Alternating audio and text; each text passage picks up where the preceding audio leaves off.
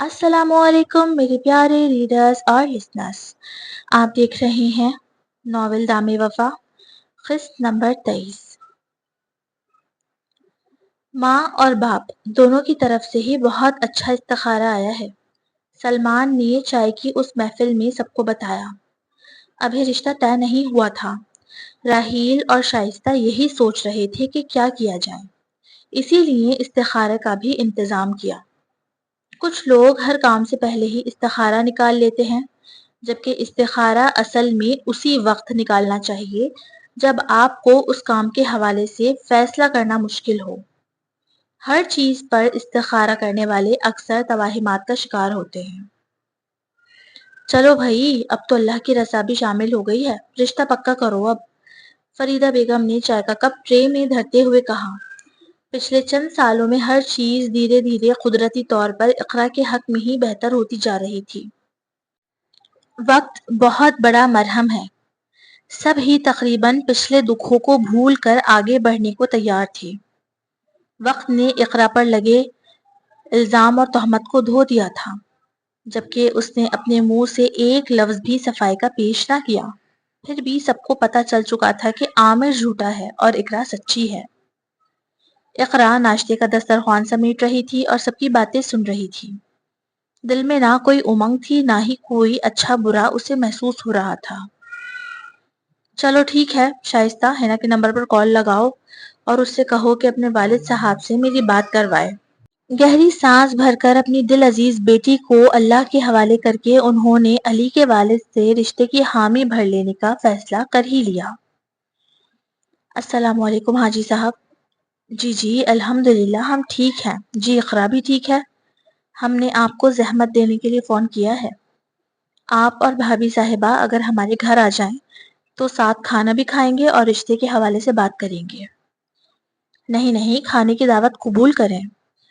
غالباً دوسری جانب سے انہوں نے کھانے کا منع کیا، لیکن راحیل صاحب کے اصرار پر آج رات ہی ملاقات طے پائی تھی۔ ہم ایک چھوٹی سی رسم کر کے اس رشتے کے پکا ہونے کا اعلان کرنا چاہتے ہیں۔ راحیل صاحب نے بولا تو امتیاز صاحب نے ہاں میں ہاں ملائی۔ اور بھابھی، آپ کے کوئی اور رشتہ دار، شادی شدہ بیٹیاں وغیرہ اگر اقرا سے ملنا چاہیں تو آپ کسی بھی دن لے آئیے۔ شائستہ بیگم نے سوچا کہ ابھی تک شادی شدہ بیٹیوں نے مداخلت نہیں کی ہے، کہیں بعد میں کوئی فساد نہ ہو۔ ان کا دل ہر بات پر ڈر جاتا تھا۔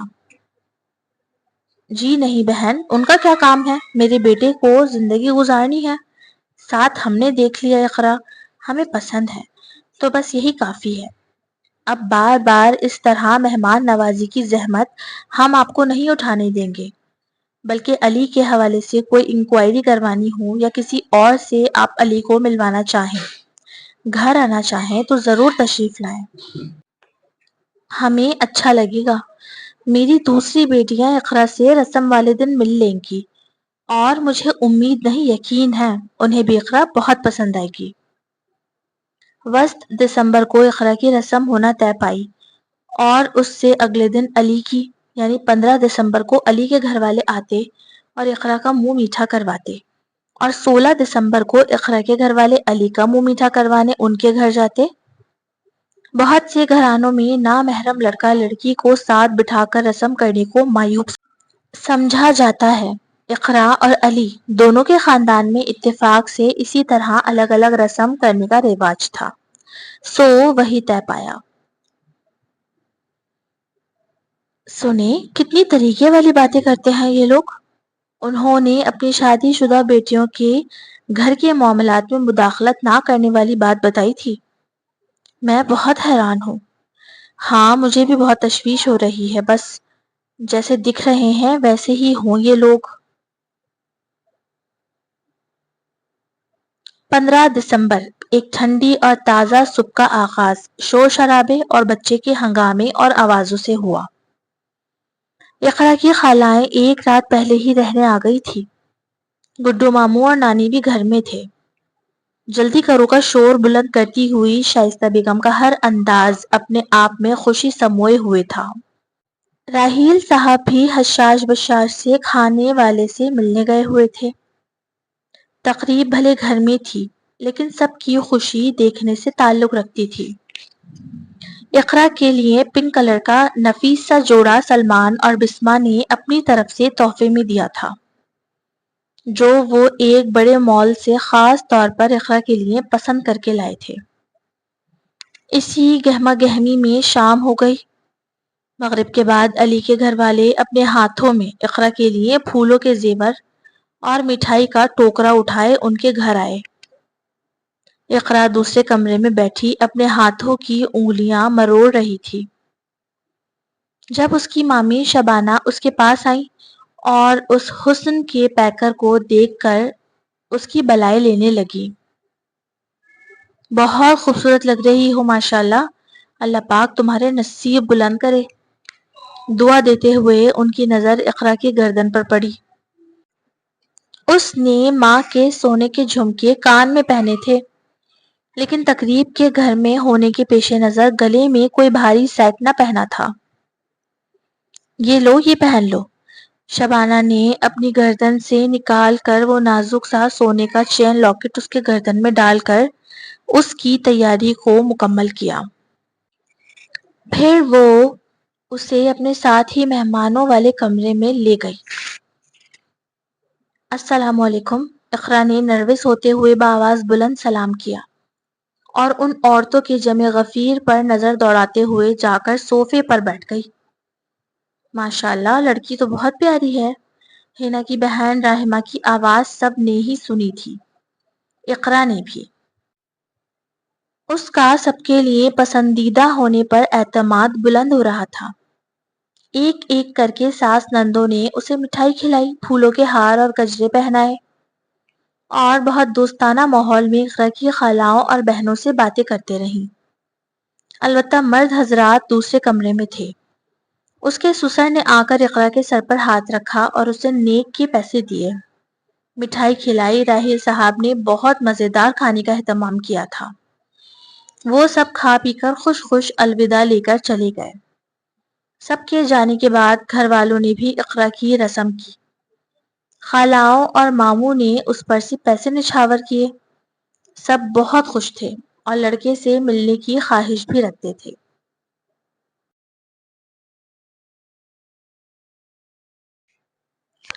سردی کے موسم میں یوں تو موڈ ویسے ہی خوشگوار رہتا ہے، لیکن اقرا کا مزاج اور اس کے چہرے کی رونق ایک الگ ہی داستان سنا رہی تھی۔ اگلے روز اقرا کو اسکول جانا تھا۔ ہفتے کا دن تھا تو بچوں کی تو چھٹی ہوتی تھی، لیکن ٹیچرز کو اپنے کاموں کے لیے ہفتے کو بھی بلوایا جاتا تھا۔ ابرآلود موسم، ہلکی بارش اور ٹھنڈی ٹھار ہوا میں ہاتھوں میں اور پیروں میں لگی مہندی کے ساتھ اقرا خوشی خوشی اسکول میں داخل ہوئی۔ ریسیپشن پر ہی ساجدہ کھڑی تھی۔ اس نے اقرا کو دیکھ کر ایک لمحے میں اندازہ لگا لیا تھا کہ وہ کس قدر خوش ہے۔ پھر ساتھ ہی عروج اور ہنا بھی داخل ہوئے۔ عروج اپنے ساتھ مٹھائی لائی تھی، جو شائستہ بیگم نے اسے اپنے ساتھ لے جانے کو دی تھی۔ سب سے پہلے اس نے مس ساجدہ کے سامنے ڈبہ کیا اور بتایا کہ ہنا کے بھائی سے اقرا کی منگنی ہو گئی ہے۔ ساجدہ پھیکا سا مسکرائی تھی اور بولی، بہت بہت مبارک ہو تمہیں اقرا۔ بہت بہت شکریہ آپ کا مس ساجدہ، اقرا کہہ کر آگے بڑھ گئی، لیکن ساجدہ سوچ میں پڑ گئی تھی۔ میں بھی خوش شکل ہوں، لیکن ابھی تک اچھے رشتے کے انتظار میں بیٹھی ہوں۔ اقرا کے ساتھ تو اتنا بڑا مسئلہ تھا، پھر بھی اس کی منگنی ہو گئی۔ وہ بس سوچ کر رہ گئی تھی۔ وہ کہاں جانتی تھی کہ کس طویل اور مشکل سفر کے بعد اقرا کی زندگی میں سکون برپا ہوا ہے۔ یہ اس پر محض اس کے رب کا احسان اور مہربانی ہے۔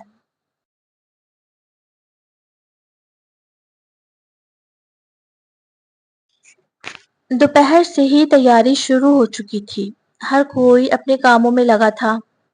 اقرا کو چونکہ جانا نہیں تھا تو وہ سب کی تیاری میں مدد کر رہی تھی۔ میں کہہ رہا ہوں شائستہ، سب چلے جائیں گے تو اقرا کے پاس کون رکے گا؟ اکیلے گھر میں تو مناسب نہیں، وہاں ٹائم لگے گا کم از کم 3-4 گھنٹے۔ میں پوچھ لیتی ہوں عروج یا کوئی دوسری کزن جو رکنا چاہے اقرا کے ساتھ گھر میں۔ بھائی لڑکیوں، اقرا کے ساتھ کون رکے گا؟ وہ بول کر چپ ہوئی۔ 2 منٹ تک کوئی کچھ نہ بولا۔ ارے بولو بھی، کون رکے گا؟ شائستہ بیگم نے پھر کہا تو عروج نے کہا، ممانی شاید کوئی نہیں رکنا چاہے گا۔ ارے ایسے کیسے چلے گا؟ اقرا کی دوسری خالاؤں کی بیٹیوں نے ایک ایک کر کے کہا، بھائی ہم سب کو دولہا دیکھنا ہے، ہم تو نہیں رکیں گے۔ اقرا منہ نیچے کیے ہنس رہی تھی۔ اچھا امی بات سنیں، آپ رک جائیں، آپ نے تو دیکھ رکھا ہے نا لڑکا؟ شائستہ بیگم نے ماں کو فریاد طلب نظروں سے دیکھا۔ نہ بھائی میں تو جاؤں گی، مجھے دوبارہ دیکھنا ہے۔ نانی کی بات پر اقرا تو ہنسی ہی تھی۔ افشاں، شائستہ اور باقی سب بھی ہنس پڑے تھے۔ اقرا نے پھر خود ہی اپنی امی سے کہہ دیا، امی میں رک جاؤں گی اکیلی، کوئی مسئلہ نہیں ہے، آپ پریشان نہ ہو۔ وہ کہہ کر فضا کے بال بنانے لگی۔ سب مقررہ وقت پر چلے گئے تھے۔ اقرا گھر میں اکیلی تھی۔ کچھ دیر نماز قرآن پڑھتی رہی، پھر اپنے لیے چائے بنانے لگی۔ آج ٹھنڈ بہت زیادہ تھی۔ گھر، تنہائی اور دل میں خوشی۔ اقرا کو فرحت کا احساس ہو رہا تھا۔ اپنے ہاتھوں پر لگی مہندی کے نقش اسے خود بھی بہت بھلے لگ رہے تھے۔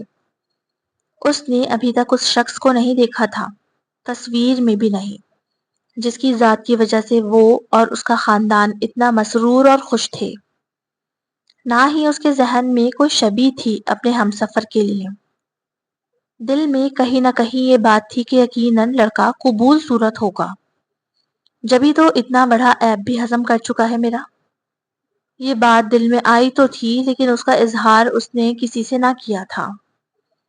ہر آدھے گھنٹے بعد راحیل صاحب اقرا کو کال کر کے اس کی خیریت پوچھ رہے تھے کہ کہیں اسے اکیلے ڈر تو نہیں لگ رہا، یا وہ پریشان تو نہیں، کوئی مسئلہ تو نہیں ہے۔ خیر 3.5 گھنٹے بعد گلی میں شور سا بلند ہوا۔ سردیوں میں تو ویسے ہی بہت سناٹا ہوتا ہے، تو اسی لیے ہنسنے کی آوازیں اسے اندر گھر میں محسوس ہو رہی تھی۔ دروازہ بجا تو تسلی کر کے اقرا نے دروازہ کھول دیا۔ بسمہ، افشاں اور باقی ساری خالائیں، شبانہ مامی اور مرد حضرات تھے۔ شائستہ اور راحیل دوسری گاڑی میں تھے، تو وہ ابھی نہیں آئے تھے۔ ماشاءاللہ میری بچی، افشاں خالہ نے اقرا کا ماتھا چوما۔ پھر تو چٹا چٹ سبھی نے اس کے ماتھے پر اور سر پر پیار دے کر اندر داخل ہوئے۔ گڈو ماموں، اکرام خالو اور ریحان خالو نے بھی سر پر ہاتھ رکھا۔ ان سب کو اس قدر خوش دیکھ کر حیران ہو رہی تھی وہ۔ مانا کہ بات خوشی کی ہے، لیکن یہ اس قدر کیوں مجھے چوم رہے ہیں سب؟ اقرا نے عروج کے کان میں سرگوشی کی، خود ہی پوچھ لو، ماموں اور خالو تو گلی میں باقاعدہ بھنگڑے ڈالتے ہوئے آئے ہیں، اتنے خوش ہیں یہ لوگ۔ اقرا کو حد درجہ تشویش ہو رہی تھی۔ کیا کارٹون دیکھ لیا کوئی جو لبوں سے ہنسی نہیں جا رہی؟ دل میں سوچا۔ اقرا انسیکیور ہو رہی تھی کہ شاید کچھ زیادہ ہی برا لڑکا ہے، سب کہیں دل ہی دل میں اس کا مذاق تو نہیں اڑا رہے۔ آنی آپ سب اتنا خوش کیوں ہیں؟ اقرا نے افشاں خالہ سے پوچھ ہی لیا۔ ان سے کیا پوچھ رہی ہو، ہم سے پوچھو، ریحان خالو نے اقرا کو جواب دیا۔ ماشاءاللہ لڑکا بہت خوبصورت ہے، ہم بہت زیادہ خوش ہیں تمہارے لیے اقرا۔ اکرام خالو نے بات مکمل کی تو اقرا کو اپنی سماعت پر یقین نہ آیا۔ لو دیکھو، شبانہ مامی نے گڈو ماموں کے ڈیجیٹل کیمرے کو آن کر کے علی کی تصاویر اسے دکھائیں۔ اقرا نے آنکھیں پھاڑ کر اس نوجوان کو دیکھا تھا جو دوران رسم نظریں جھکائے بیٹھا تھا۔ ماتھے پر چند بل اور سنجیدہ خد و خال، وہ بہت جاذب نظر لگ رہا تھا۔ کسی تصویر میں مسکرا رہا تھا۔ ایک دو اس کی تصویریں کھڑے کر کے بھی لی گئی تھی۔ اقرا نے زیادہ تفصیل سے ملاحظہ کرنے کے بجائے 2-4 تصویریں ہی دیکھ کر کیمرہ شبانہ مامی کے حوالے کر دیا۔ اسے تو یقین نہیں آ رہا تھا کہ یہ وہ شخص ہے جس سے اس کی شادی ہو رہی ہے۔